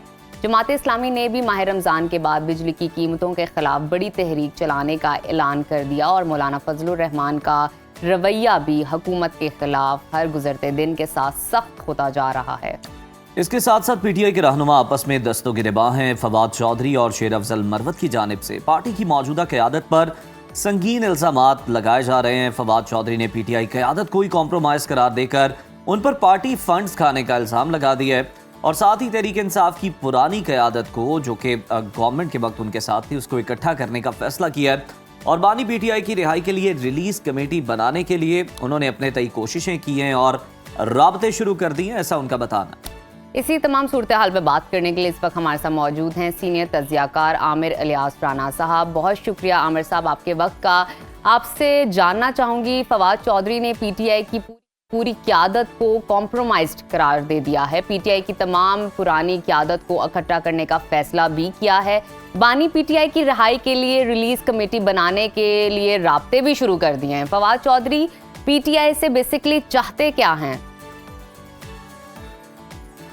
बहुत शुक्रिया। देखें जी, सबसे पहली बात तो यह है कि फवाद चौधरी खुद अभी अलीमा खान साहिबा ने भी बताया, सलमान अकरम राजा ने भी बताया और उनके भाई की भी हुई कि वो अभी तक वो PTI में वापस नहीं आ सके जी। बेशक वो GHQ केस में इमरान खान साहब से मिलते हैं, गुफ्तगू कर रहे हैं और फिर उनकी PTI की तरफ से अनाउंसमेंट हुई, ख़ास तौर पे जब सियासी कमेटी ने कहा कि मजम्मत करते हैं वो जो शोएब शाहीन साहब को उन्होंने थप्पड़ मारा। उसके बाद से लेके अब तक अब एक नए रूप में फवाद चौधरी साहब आए हैं कि वो तो इमरान खान की रिहाई के लिए आ रहे हैं, जैसे कि शेर अफजल मरवत भी कह रहे हैं। अब इशू ये है कि जब तक इन्हें इमरान खान ऑन नहीं करते तो ये सियासी रहनुमा तो हैं फवाद चौधरी, इसमें कोई शक नहीं, पॉलिटिकल विजडम भी रखते हैं और उनका अपना एक स्टाइल है गुफ्तगू करने का, मीडिया पे भी छाए हुए हैं, लेकिन PTI की नुमाइंदगी वो बिल्कुल नहीं कर रहे। अब खान साहब के साथ जब भी इनकी मुलाकातें होती हैं, कल भी उनकी फैमिली की मुलाकात हुई, बल्कि कल तो चूंकि उन्होंने ऑन द रिकॉर्ड नहीं कहे, दो बड़े अहम वकला का भी कहा, खान साहब का और अलीमा बीबी ने, कि वो उनसे भी नहीं मिलना चाहते। उनमें से एक वकील से हमारे रिपोर्टर की बात हुई तो उसने कहा कि जी वो असल में खान साहब गुस्से में हैं कि फैमिली की मुकम्मल मुलाकात नहीं हुई, बेगम बुशरा से नहीं मुलाकात हुई, तो वो इस बुनियाद पे उन्होंने कहा। तो बहरहाल लड़ाई बहुत ज़्यादा है, हर तरफ फैली हुई है। अब उसके अंदर पीटीआई वाले कहते हैं कि जी ये इस्टेब्लिशमेंट के मोहरे हैं जो इस वक्त पीटीआई को ख़राब कर रहे हैं, और जो मोहरे जिनको कहा जा रहा है, चाहे वो फवाद चौधरी हों, चाहे वो शेर अफजल मरवत हों, उन्हें कहा जा रहा है कि जी ये तो इमरान खान को वो कहते हैं कि रिहा कराने में संजीदा ही नहीं है, क्योंकि इनका दाव लगा हुआ है इस क़यादत का। अच्छा आमिर साहब, आपने शेर अफजल मरवत की बात की, उन्होंने ये दावा किया कि नवाज शरीफ को गलत निकाला गया, कमर जावेद बाजवा ने उन्हें निकाला साकिब निसार को इस्तेमाल करके। शेर अफजल मरवत इस किस्म के बयान देकर किसको खुश करने की कोशिश कर रहे हैं? दूसरी जानिब फैसल वावडा भी ये कह रहे हैं कि जनाब शेर अफजल मेरी पार्टी के। अब फैसल वावडा तो इस्टेब्लिशमेंट के हैं और शेर अफजल हैं भी और नहीं भी, निकल भी रहे हैं, लेकिन उन्होंने कोई ऐसा इंकशाफ नहीं किया पीटीआई के एक एमएनए के तौर पे कि नवाज शरीफ को गलत निकाला साकिब निसार और बाजवा, लेकिन उसमें उन्होंने जिसको वो लीडर कहते हैं इमरान खान के किरदार को माइनस कर दिया। तो मोहरा कौन था उसमें? बिल्कुल, ये तो सारी दुनिया को पता है कि एस्टेब्लिशमेंट और जो जुडिशरी है उसने मिलकर नवाज शरीफ को निकाला। वो कानूनी तौर पे नहीं निकाल सकते थे, आईनी तौर पे प्राइम मिनिस्टर को नहीं निकाल सकते थे, तो उन्होंने एक ब्लैक लॉ डिक्शनरी का सहारा लेके और जजों ने एक पॉलिटिकल फैसला दिया जिसको सारी दुनिया कह रही है कि वो दुरुस्त फैसला नहीं था। तो अब ये जो आधी बात कर रहे हैं ना, उनको पूरी भी किसी वक्त करनी पड़ेगी। लेकिन बात वही है कि क्या इमरान खान ने किसी अपनी गलती से सीखा है? क्या वो आज जो एस्टेब्लिशमेंट पे ब्लेम रख रहे हैं, वो फौज को कहते हैं कि दूरी हो चुकी है अवाम के साथ और जनरल आसिम मुनीर उसके सिर्फ जिम्मेदार है, जेल में भी कहते हैं, बाहर भी खत में भी यही कहते हैं, दुनिया को भी यही कहलवा रहे हैं, तो क्या वो जमहूरियत की बात कर रहे हैं? जब खत लिखते हैं तो वो पॉलिटिकल पार्टी से तो नहीं ना बात कर रहे। वो अभी भी अलायंस जो बना रहे हैं वो अपनी GHQ हमला केस में जो मुतवक्को सजा है जिसको प्रोसिक्यूशन लेके बड़ी तेजी से आगे बढ़ रही है, उसकी वजह से एक और तहरीक, जैसे 190 मिलियन पाउंड की सजा को रुकवाने के लिए 26 नवंबर किया था, अब वो ईद उल अजहा के बाद, ईद उल फितर के बाद एक बड़ी तहरीक चलाने के चक्कर में है। अब देखिए मौलाना फजलुर रहमान किन असूलों के तहत उनके साथ चलेंगे, बाकी अपोजिशन तो है, लेकिन आमिर साहब अभी आप मौलाना साहब की बात कर रहे हैं, के पास है ना, और तो किसी के पास नहीं है। बिल्कुल, मैं मौलाना साहब की ही बात करना चाहूंगी। आजकल मौलाना साहब जो हैं हुकूमत के सख्त खिलाफ नजर आ रहे हैं, वो हुकूमत को जाली भी करार दे रहे हैं और नए इलेक्शन का मुतालबा भी कर रहे हैं। हुकूमत के खिलाफ मौलाना के लहजे में इतनी सख्ती क्यों है और मौलाना हुकूमत के खिलाफ इतना सख्त रवैया क्यों इख्तियार कर रहे हैं? देखिए मौलाना को ये तो नहीं कहा जा सकता कि वो क्यों कर रहे हैं, उनके अपने मसाइल है, लेकिन 26वीं तरमीम को भी वो डिफेंड कर रहे हैं, वो आईनी बेंच को भी डिफेंड कर रहे हैं, साथ में वो मुल्की हालात पे कह रहे हैं कि इस तरफ तवज्जो करें, तो उस में लहजे में तलखी तो आती है। DI खान जहाँ से खुद गवर्नर बिलोंग करते हैं, जहाँ से चीफ मिनिस्टर बिलोंग करते हैं, वहाँ से मौलाना फजलुर रहमान बिलोंग करते हैं, वहाँ हालात ठीक नहीं है और एक तवील अरसे से वो कह रहे हैं, तो उसके अंदर फिर कसूर तो सबका आएगा ना, चाहे वो पॉलिटिकल हमायदीन हो, चाहे वो सियासी हमारी सिविल इंतजामिया हो या हमारी फौजी इंतजामिया हो, सबको मिलके मसले का हल निकालना है। कुरम का मसला हल नहीं हो रहा। बलूचिस्तान के अंदर आए रोज, आज सुबह भी एक मतलब रात के भी एक खौफनाक काम हुआ, फिर मजदूरों को उतार के मारा गया, तो ये सिचुएशन अलार्मिंग तो है। और एक सियासी कायद के तौर पे मौलाना फजलुर रहमान अगर उस तरफ तवज्जो दिला रहे हैं तो मेरे ख्याल में उस गुस्से को समझने की जरूरत है, उस पर मजीद गुस्सा करने की जरूरत नहीं है, बल्कि बातचीत करके इन सबको शामिल करना चाहिए। और जो लोग जिनके बारे में आर्मी चीफ ने बड़ी वजाहत से उस दिन तकरीर भी की, जो स्टूडेंट्स के साथ फिर उसका 3.5 मिनट का एक क्लिप भी चला, जो वो TTP को कह रहे हैं, जो वो तालिबान को कह रहे हैं, ये बात समझने की है कि यहाँ पे हमें मुकालमे की भी जरूरत है और उनके साथ बातचीत से समझते हैं, या फिर जिस तरह उन्होंने कहा है कि फिर मारना भी दुरुस्त है, तो फिर वो हमें तो अमन चाहिए ना पाकिस्तान में। जी हाँ, हमें दुनिया में क्या हो रहा है वो बाद की बात है, पहले अपना मुल्क ठीक करना है। तो ये हमारी सब हुकूमती इंतजामिया, मिलिट्री एस्टेब्लिशमेंट सब की जिम्मेदारी है। अच्छा आमिर साहब, बिल्कुल सबकी जिम्मेदारी, और मौलाना के जो कंसर्न्स हैं उनको सुन के दूर करना चाहिए। सर आपने कुछ दिन पहले ये भी बात की 190 मिलियन पाउंड का जब फैसला आना था तो जनाब 26 नवंबर की कॉल दे दी गई। अब ईद के बाद ऐसा क्या होने वाला है कि फिर से तहरीक इंसाफ सरगर्म दे रही है, नजर आ रही है और एहतजाज का इंदिया दे रही है? दूसरी जानिब ये भी बताइएगा, और साथ ही जमात इस्लामी ने भी रमजान के बाद बिजली की कीमतों के खिलाफ बड़ी तहरीक चलाने का ऐलान कर दिया है, मौलाना का भी पारा आई है। अगर इस तरह ग्रैंड ऑपोजिशन अलायंस बनता है तो हुकूमत के लिए क्या कोई बड़ी मुश्किल देख रहे हैं आप आने वाले दिनों में?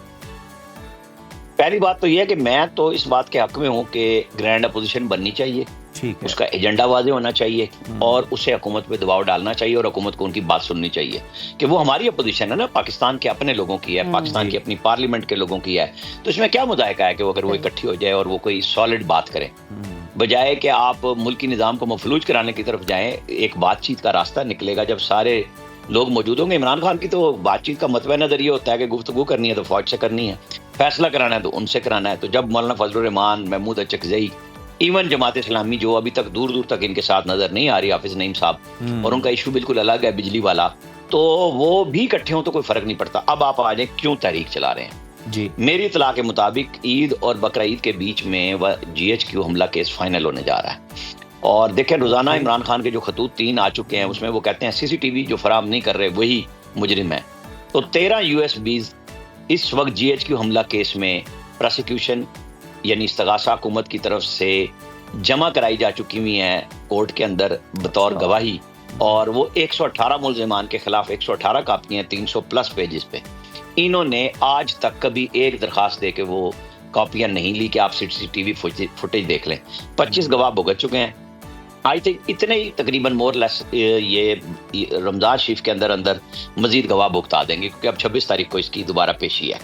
तो बाकी ये 50+ ड्रॉप करेंगे और एक गवाह की ये इजाज़त लेंगे, जिसमें वो जो मेन साजिश है 9 मई की के चक्री में जो मीटिंग हुई उसके अंदर जो अभी तक गवाह जो इस्तगासा के 100 से ज़्यादा लोग हैं वो सामने नहीं आया है, वो इजाज़त लेके पेश किया जाएगा, जो इमरान खान के लिए काफ़ी हैरानी और परेशानी का बायस होगा कि वो मीटिंग में मौजूद था और वो सब कुछ बताएगा। ये प्रोसिक्यूशन के इजराए ने मुझे बताई तफसील कि हम लेके आएंगे गवाह।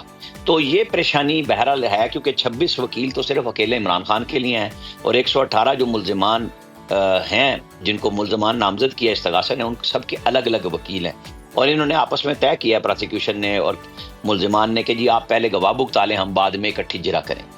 तो मुझे लग रहा है कि खान साहब को उनके वकला ने बता दिया है कि ये केस जिस स्पीड से जा रहा है तो हमें फिक्र करनी चाहिए। तो वो फिक्र ये है कि वो मुत्तहिदा अपोजिशन को बना के इस्तेमाल करना चाहते हैं। अब वो जो बात मैंने कही, अगर तो कोई नेशनल एजेंडा बना लेती है जो मुत्तहिदा अपोजिशन के लिए एक स्टीयरिंग कमेटी शायद फकान अब्बासी की बनी है, उस पे तो शायद मेरा ख्याल है गवर्नमेंट के साथ बेहतर मुज़ाकरात हो जाएंगे। लेकिन अगर वो सड़कों की एजिटेशन की तरफ जाएंगे तो वो इमरान खान के लिए मजीद नुकसानदेह बात होगी, क्योंकि ये बात गवर्नमेंट को भी पता है कि मुत्तहिदा अपोजिशन क्यों बनाई जा रही है और गवर्नमेंट की तरफ से भी अपोजिशन की पार्टियों से बराह रास्त भी और इनडायरेक्ट भी बिला वास्ता भी दोनों तरह से राब्ते जारी हैं कि उन्हें समझाया जाए कि आप किस तरफ लेके जाना चाह रहे हैं, तो आप सिमत दुरुस्त रखें। बातचीत करनी है तो गवर्नमेंट तो बिल्कुल तैयार है उसके लिए।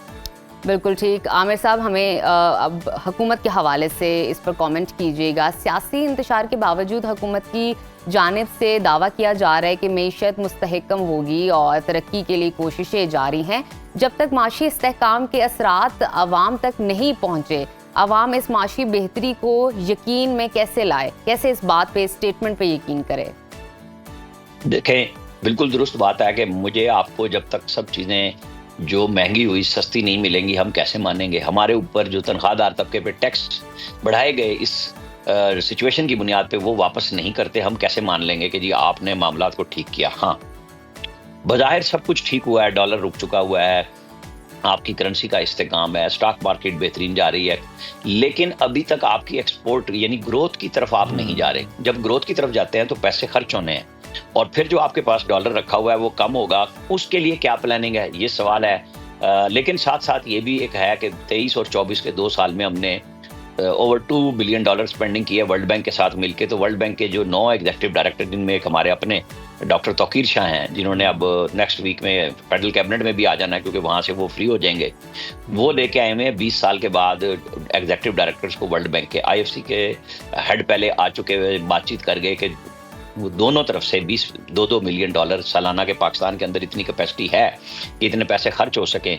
तो ये चीज़ें आएंगी तो सही मुस्तकबिल में बेहतरी की तरफ, लेकिन उसके लिए सब चीज़ों के बावजूद बहरहाल पॉलिटिकल इस्तेहकाम बहुत ज़रूरी है। उसकी तरफ गवर्नमेंट की तवज्जो की भी ज़रूरत है। जो अपोजिशन को ड्यू स्पेस है वो भी मिलनी चाहिए ताकि वो लोग भी अपना किरदार अदा कर सकें। उन्होंने ज़ाहिर हुकूमत की हिमायत तो नहीं करनी, लेकिन वो ऐसी जगह पे ना पहुंचे जहां मुल्क के खिलाफ कोई सरकर्दगी हो, वो नहीं होनी चाहिए। इसके लिए राब्ते बहुत जरूरी हैं जहां मईशत की बेहतरी के लिए। ज़ाहिर है कि जब आप एक चीज़ की डॉलर हमारा 300 से ऊपर जा रहा था, अब 278-89 पे खड़ा हुआ है, तो उसका फायदा ही हो रहा है ना, नुकसान तो नहीं हो रहा कि आपकी मैशत तो चल रही है। जिसकी बुनियाद पे गवर्नमेंट कह रही है कि जो महंगाई की रफ्तार आप समझे ना 40% से 5% पे आई है, जो बढ़ रही थी, अगर वो रुक भी गई है तो उसका भी तो हमें और आपको ये फायदा हुआ है कि मजीद कीमतें नहीं बढ़ी, चले रुकी हैं। अब है असल बात जो आपने कही कि कमी कब होगी, हमें डायरेक्ट फायदा कब होगा, ये वो सवाल है जो गवर्नमेंट के लिए जाहिर है सुहाने रूह है। वजीर आजम शहबाज शरीफ कोई चैन से नहीं बैठे हुए कि वो चाह रहे हों कि जनाब कीमतें बढ़ जाएंगी तो उनको कोई तमगे मिलेंगे, उन्हें तो जाहिर है उसके बदले में अवाम से कोई अच्छी बात तो नहीं सुनने को मिलती।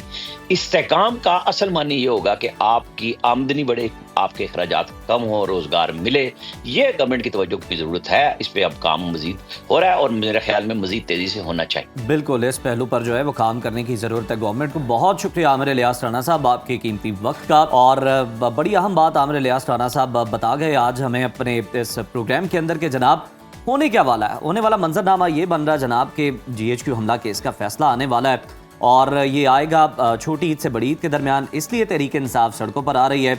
और अगर हम डॉट्स को कनेक्ट करें तो ये बात बिल्कुल दुरुस्त साबित होती है, सच होती दिखाई देती है, क्योंकि हम देखते हैं कोई अहम तैनाती होनी हो तो फिर एहतजाज होता है, सड़कों पर निकल आते हैं, कोई अहम फैसला अपने खिलाफ आना हो तो फिर जनाब एहतजाज की कॉल दे दी जाती है। और अब भी कमोबेश इसी तरह की सूरत हाल है, लेकिन अब तक हम जितना ट्रैक रिकॉर्ड देखें माजी में PTI के एहतजाजों का, तो वो उस तरह से कामयाब नहीं हो सके, बल्कि उनके अपने अगेंस्ट ही गए हैं। तो अब देखना यह है कि क्या तहरीक इंसाफ एहतजाज के लिए निकलती भी है, और निकलती है तो क्या ये फिर उसके अपने लिए फ़ायदेमंद होगा या नुकसानदेह, ये तो फिर वक्त ही बता सके। तो नाजरीन इसी के साथ लेते हैं एक छोटी सी ब्रेक, कहीं मत जाइए, देखते रहिए सुनो पाकिस्तान।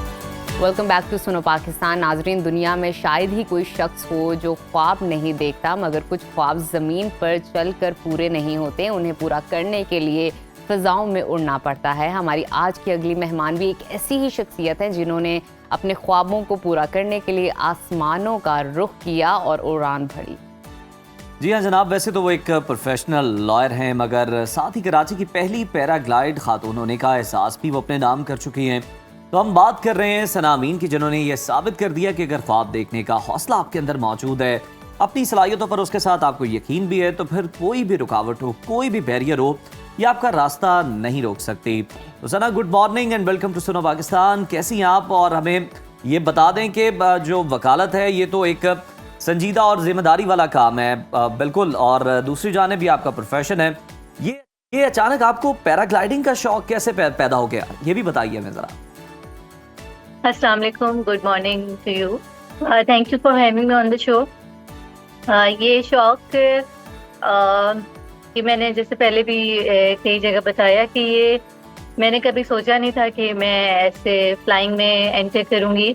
मुझे पैराग्लाइडिंग तो बिल्कुल भी नहीं सोचा था। Commercial pilot, private pilot licence का फिर भी कभी दिमाग में आया था कि जिंदगी में कभी लेंगे, लेकिन पैराग्लाइडिंग का कभी I never thought about it.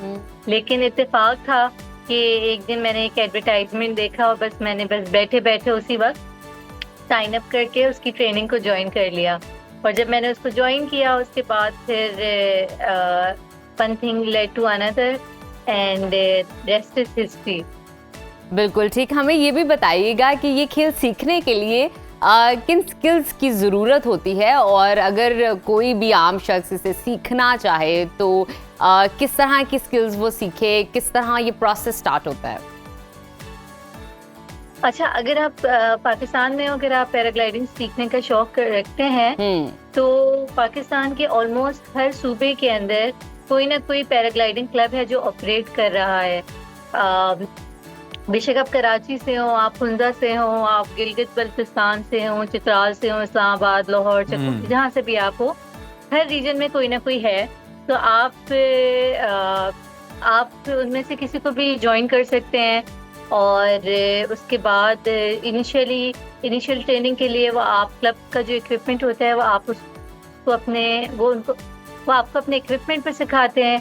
और जब आपकी ट्रेनिंग जो है वो इनिशियल ट्रेनिंग आपकी ख़त्म हो जाती है तो फिर आप जो है आपको अपना इक्विपमेंट लेना पड़ता है। बहुत सारे क्लब हैं जो ये वाली सर्विस भी आपको दे देते हैं। आपको या तो अपने पास उनके पास कोई इक्विपमेंट होता है वो आपको सेल कर देते हैं, या फिर आपको हेल्प कर देते हैं बाहर से इंपोर्ट करने के अंदर। तो सना, ये तो मतलब ट्रेनिंग हो गई और उसके बाद जो साजो सामान है वो चाहिए, उसके बाद तो फिर अगला मरहला उड़ान भरने का होता है आसमानों में। जरा हमें वो एक्सपीरियंस शेयर कीजिए, क्योंकि हम तो अभी तक महरूम है उस एक्सपीरियंस से। तो हमें जरा ये बताइए कि उस वक्त क्या आपके माइंड में चल रहा होता है, या किसी भी पैराग्लाइडर के माइंड में क्या फीलिंग्स होती हैं, किस तरह का एक्सपीरियंस होता है, जरा ये हमारे ऑडियंस को जरा बताइएगा।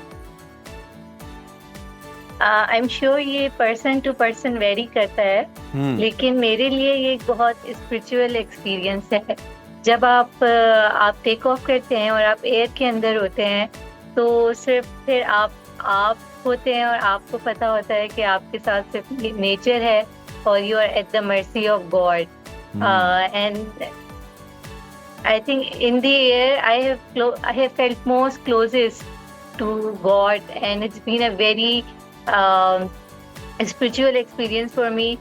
कोई आपको काम की थॉट नहीं आती, कोई आपको रिश्तेदारों की किसी मसले की आपको कोई दिमाग में नहीं आता। सारी आपकी जो परेशानी है वो थोड़ी देर के लिए क्या बात है, that's another domain of thinking. मुझे ये बताइएगा कि कितना ज़रूरी है ख़वातीन के लिए इस तरह के एडवेंचर को सीखना, और जो ख़वातीन और मर्द हजरात इस वक्त आपको देख रहे हैं, इंस्पायर हो रहे हैं, सीखना चाहते हैं, इस प्रोफेशन को ज्वाइन करना चाहते हैं, इस स्पोर्ट्स को ज्वाइन करना चाहते हैं, उनको क्या मैसेज देंगी? अच्छा, पाकिस्तान के अंदर ऑलरेडी बहुत कम लोग हैं जो इस स्पोर्ट्स में हैं, लेकिन हम सबको इनकरेज करते हैं कि वो इसको ज्वाइन करें। पाकिस्तान जो है वो पैराग्लाइडिंग के लिए, जो पाकिस्तान का टेरेन है, जो इलाके हैं, वो पैराग्लाइडिंग के लिए हेवन कंसिडर किए जाते हैं, और पूरी दुनिया से पाकिस्तान लोग आते हैं यहाँ पे वर्ल्ड रिकॉर्ड बनाने के लिए, और बाकी भी दुनिया के दूसरे रीजन्स के अंदर लोग जाते हैं, कॉम्पिटिशन्स होते हैं, पार्ट लेते हैं, लेकिन अनफॉर्चुनेटली कोई पार्टिसिपेशन हमारी कंट्री से नहीं होती है सर। तो हम सबको इनकरेज करते हैं कि वो ज्वाइन करें ताकि हमारे पास बेहतर पायलट्स हों, हम बेहतर पायलट प्रोड्यूस करें। वो पायलट्स जो है आगे जाके नेशनल इंटरनेशनल चैम्पियनशिप्स के अंदर पार्टिसिपेट करें, कंट्री को रिप्रेजेंट करें। फिर इसका एक ज़रूरी और इसकी एक एडवांटेज है, वो ये है कि पाकिस्तान बिल्कुल ठीक। थैंक यू सो मच सना, आप यहाँ पे हमारे साथ मौजूद थी, अपना एक्सपीरियंस शेयर कर रही थी पैराग्लाइडिंग का, और साथ ही साथ आप एक सीरियस प्रोफेशन ज्वाइन आपने किया हुआ है, दोनों चीज़ों को साइमल्टेनियसली लेके चल रही हैं। तो बहुत शुक्रिया आपकी मौजूदगी का। नाजरीन, अभी वक्त हुआ छोटी सी ब्रेक का, कहीं मत जाइए, देखते रहिए सुनो Pakistan. Welcome back to Suno Pakistan. नाजरीन, किसी भी मुल्क की तरक्की का दारोमदार सिर्फ पॉलिसीज़ पर नहीं, बल्कि ऑन पॉलिसीज़ को बनाने और अमली जामा पहनाने वाले बासलाहियत और दयानतदार अफराद पर होता है, जो हम में से कह सकते हैं कि ब्यूरोक्रेसी, गवर्नेंस और तालीम जैसे अहम मौज़ूआत पर बात करते हैं, तो कुछ नाम ऐसे होते हैं जो अपनी काबिलियत और ख़िदमात के बायस नुमायाँ होते हैं। हमारे अगले मेहमान भी कुछ ऐसे हैं, एक बावकार, काबिल और तजर्बाकार ब्यूरोक्रेट हैं, जिन्होंने ना सिर्फ पाकिस्तान की ब्यूरोक्रेसी में कई इस्लाहात मुतारिफ करवाई, बल्कि तालीम के मैदान में भी उनकी कारकर्दगी नुमायाँ है। उनकी क़यादत में बोर्डिंग स्कूल सिस्टम को फ़रोग दिया गया, जहाँ न सिर्फ तालीम और शख्सियत साजी पर जोर दिया गया, बल्कि स्पोर्ट्स, रोबोटिक्स और पब्लिक स्पीकिंग जैसे शोबों में भी तलबा की भरपूर तरबियत की जाती है, उन्हें तैयार किया जाता है। सबसे ख़ास बात यह कि मुस्तहिक तलबा को स्कॉलरशिप्स भी ऑफ़र की जाती हैं। तो हमारे साथ मौजूद हैं पाकिस्तान के साबिक सेक्रेटरी दाखिला, सीनियर ब्यूरोक्रेट, इस्लाहात के दाई और तालीम के फ़रोग के लिए सरगर्म जनाब तस्नीम नूरानी साहब। Sir, welcome to Suno Pakistan. Sir, वैसे तो आपकी मुल्क कौम के लिए बहुत से खिदमात हैं, आपने सर्विस भी बड़ी लाजवाब रही, बहुत से इनिशिएटिव आपने लिए, रिफॉर्म्स की। सर, ये बोर्डिंग स्कूल के बारे में मैं सबसे पहले आपसे जानना चाहूँगा कि ये मॉडल और ये बोर्डिंग स्कूल बनाने का ख्याल आपको किस तरह से आया, इसके क्या फ़वायद हैं, ज़रा ये शेयर कीजिए हमारी ऑडियंस से। देखिए, मैं एक तो ये है कि मैं खुद चूँकि बोर्डिंग स्कूल में पढ़ा हूँ, PPF स्कूल सरगोदा, एक वहाँ पर मैं 11 साल की उम्र में गया था और 15 साल की उम्र तक वहाँ रहा। तो मैंने जो मेरी शख्सियत में तब्दीली उन 4 सालों में आई, वो किसी और दौर में नहीं आई, नंबर 1। नंबर 2, ये जो हमने अभी प्रोजेक्ट स्टार्ट किया है, और इसका मकसद ये है कि जो हमारे महरूम तबका है, वो अगर एक गरीब बच्चा, ड्राइवर का बच्चा है या किसी माली का बच्चा है, उसको आप डे स्कूल में, गवर्नमेंट स्कूल में आप भिजवाते हैं तो मैट्रिक जब कर लेता है, उनमें से 100 में से 30-40 पास होते हैं मैट्रिक में। जो कर भी लेता है उसकी शख्सियत भी उसके वालिद से बेहतर नहीं होती, या उसका कॉन्फिडेंस लेवल, उसकी बात करने का तरीका, उसका सोच, तो वो उसके घर में उसकी नशोनुमा तो उसकी वालिदैन ही कर सकते हैं ना, वो उससे बेहतर तो हो नहीं सकती। अगर आपने उसको अपग्रेड करना है तो सिर्फ आपको बोर्डिंग ही कर सकता है। तो बच्चे को जब आप उसके वो गरीब माहौल से निकाल के बोर्डिंग स्कूल के माहौल में अपनी तरबियत देते हैं, वहाँ पर स्पोर्ट्स भी है, वहाँ पर जैसे आपके महंगे स्कूल हैं जी, स्पोर्ट्स है, वहाँ पर ज़बरदस्त एक्टिविटीज़ भी हैं, स्टडीज़ के साथ एक्टिविटीज़ है, पब्लिक स्पीकिंग है, फिर अच्छे स्पीकर्स आके उनसे बातें करते हैं कि भाई गुर्बत एक यानी कोई ज़रूरी नहीं है कि आप गरीब हैं तो गरीब ही रहेंगे, आपको ये एहसास है महरूमी से निकालना है। तो वो चीज़ें बोर्डिंग में हो सकती हैं। डे स्कूल में 2 बजे जब बच्चा जाता है ना, अगले दिन 8 बजे तक जी, और वो जो मोहल्ले के माहौल में और उसके हालात, तो वो उसको वो जो है उसकी यही सर मैं बात करना चाह रहा था कि यहाँ पर जो मुझे फ़ायदा नज़र आता है कि सारे दिन का प्लान होता है, बड़ा डिसिप्लिन आता है, पूरी एक्टिविटीज डिजाइन की जाती हैं इनके लिए। सुबह फजर से। लेकिन ना मैं जानना चाहूंगी सर, थोड़ा सा इन डिटेल बताइएगा कि सिर्फ तालीम में निसाबी सरगर्मियाँ ही क्वालिटी टाइम नहीं होता, जिस तरह अभी आप बात कर रहे थे sports, public speaking, robotics, AI, technology के हवाले से भी आप लोग आगाह करते हैं, स्टूडेंट्स को बताते हैं how to talk, how to walk, किसी से आपने कैसे इंतखाब करना है। ये सारी चीज़ें ट्रेनिंग कितनी ज़रूरी हैं बच्चे के लिए, उसकी तरबियत के लिए, ताकि वो फर्दर अपने फ्यूचर में अच्छा किसी प्रोफेशन में इंतखाब कर सके। देखिए, ये आप खुद भी अपनी ज़िंदगी में देखती होंगी कि नॉर्मल जो एक बच्चा है, जो उसका माहौल ठीक नहीं है, वो अगर पढ़ भी ले, BA भी कर ले, वो ज़िंदगी में कामयाब होने के लिए उसकी स्किल्स नहीं दी गई। यस, यहाँ पर कोशिश ये की जाती है कि एक तो फॉर इंस्टेंस स्पोर्ट्स है जी, स्पोर्ट्स सिर्फ हेल्थ के लिए नहीं है, स्पोर्ट्स आपकी कैरेक्टर भी बनाता है। बिल्कुल ठीक। आपको हारने की हिम्मत देता है, आपको जीतने का तरीका बताता है, आपको चीटिंग करने या ना करने की चीज़ें बताता है। स्पोर्ट्स बहुत चीज़ें टीच करता है, sports is an important part. इसी तरह आप उसकी पब्लिक स्पीकिंग है, कोई बंदा अगर बहुत ज़बरदस्त भी हो, जब तक वो इम्प्रेस ना कर सके लोगों को, लीडरशिप की क्वालिटीज़ वगैरह, फिर उसके बाद हमारा जो हम मैट्रिक कराते हैं, O लेवल A लेवल नहीं कराते, बिकॉज हमारा ख्याल है कि हम बच्चों को पाकिस्तान के लिए तैयार कर रहे हैं, एक्सपोर्ट के लिए नहीं तैयार कर रहे फ़िलहाल। तो उसमें मैट्रिक का निसाब तो उन्होंने कर लिया, चलो जी हमारे बच्चे फॉर इंस्टेंस हमारा पहला बैच जो निकला है जी, वो मैट्रिक में जो गया है, तो हमारे 49 बच्चे, और ये बाय द वे करीब मैंने बताया कि ये ऐसे बच्चे हैं जिनकी घर की तनख्वाह 30-35 हज़ार रुपए की फैमिलीज के हैं। तो वो पहले इम्तिहान में हमारे 49 बॉयज़ अपीयर्ड, ये अभी जो लास्ट हुआ है, 47 got A+ and 2 got A's। Great. और हमारे रिजल्ट ये बाकी बोर्डिंग स्कूल्स के मुकाबले से वी आर नंबर 3 इन पंजाब, हालांकि 3-4 साल पुराना है, क्योंकि खैर असातिज़ा की मेहनत है, प्रिंसिपल साहब की मेहनत है, मगर बच्चे भी चूँकि महरूम घराने से आए हुए हैं, उनमें एक जज्बा है पढ़ने का, और उनको अंदाज़ा है कि उन्होंने टाइम ज़ाया नहीं करना। तो फिर उनको हमने फिर रोबोटिक्स, कंप्यूटर्स, उस पर बहुत अहमियत दे रहे हैं।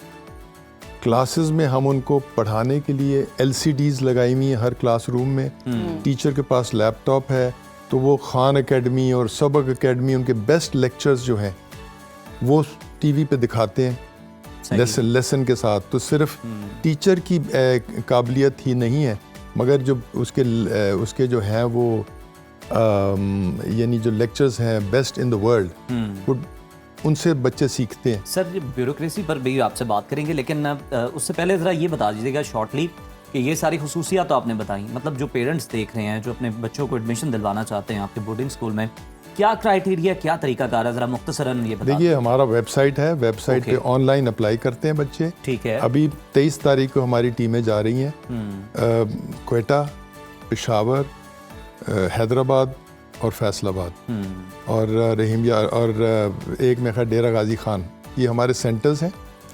वहाँ पर 3 घंटे का टेस्ट होता है, 1 घंटा उर्दू, 1 घंटा इंग्लिश, 1 घंटा मैथमेटिक्स।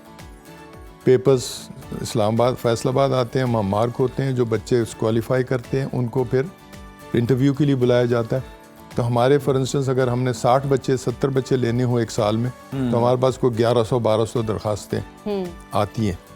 तो और क्योंकि यहाँ पर जैसे मैंने आपसे कदर नहीं किया कि यहाँ पर हम सिर्फ 1000 रुपया फ़ीस लेते जी बिल्कुल। और वो जो फैमिलीज पे कर सकती हैं उनसे ज़्यादा लेते हैं, मगर अभी तक हमारे पास जो बच्चे हैं जो 90% ऐसे हैं जो कि पे नहीं कर सकते। और ये थोड़ा सा उनको वैल्यू करवाने के लिए भी बेहतरीन अमल है। सर मैं आपसे जानना चाहूँगी अब ब्यूरोक्रेसी के हवाले से, पॉलिसी मेकिंग और हमने अक्सर देखा है एग्जीक्यूशन में एक गैप पाया जाता है, एक खला है, हमेशा कहीं ना कहीं रुकावट आ जाती है। आपका इतना तजर्बा है, चीज़ों का बेहतर अंदाज से समझते हैं, जानते हैं, आपको क्या लगता है मसाइल को किस तरह मौसर तरीके से हम हल कर सकते हैं? देखिए, पॉलिसी कोई भी इतनी बुरी नहीं होती, सोच के बनाई जाती है। प्रॉब्लम हमारे मुल्क में है पॉलिसी की इम्प्लीमेंटेशन की duration.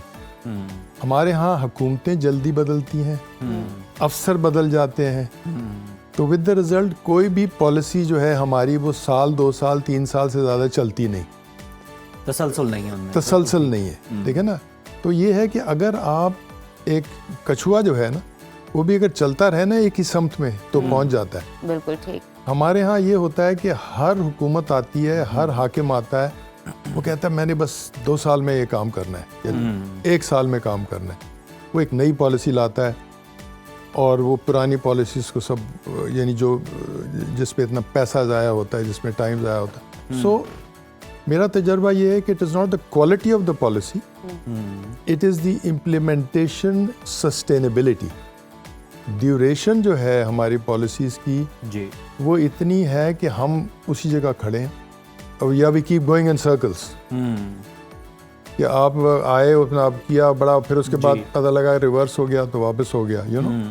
So that is the issue with our bureaucracy. Sir, ये जो आपने बात की कि गवर्नमेंट की पॉलिसीज़ का भी बड़ा अमल दखल होता है, ये बताइएगा कि जो नए ब्यूरोक्रेट्स आ रहे हैं, आपके स्टूडेंट्स भी होंगे जो सुन रहे हैं हमें, तो सर उन्हें आप क्या मशवरा देना चाहेंगे कि पॉलिटिकल प्रेशर तो ऑब्वियसली होता है, हर गवर्नमेंट में होता है, लेकिन आवाम की फलाह बहबूद के लिए फ़ैसले लेना, उन्हें सर्व करना, इन चैलेंजेस को किस तरह से वो डील करते हैं और कौन से दीगर चैलेंजेस हैं जिनको बेहतर तरीके से डील करने का आप तरीका बताना चाहेंगे? देखिए, बात से ना ये अपनी पर्सनल चॉइस है।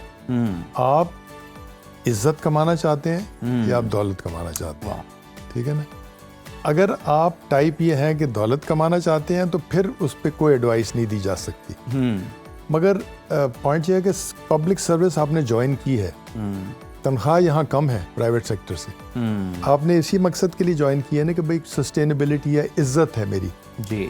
हमने तो ज्वाइन इस वास्ते की थी कि भाई उस ज़माने में तो बहुत ठेका था। मैंने तो कब 55 साल पहले या 50 साल उस ज़माने में CSP था। हमारे से जो दोस्त थे हमसे कम काबिल थे, वो जब प्राइवेट सेक्टर में जाते थे तो हमसे 3 गुना ज़्यादा तनख्वाह लेते थे।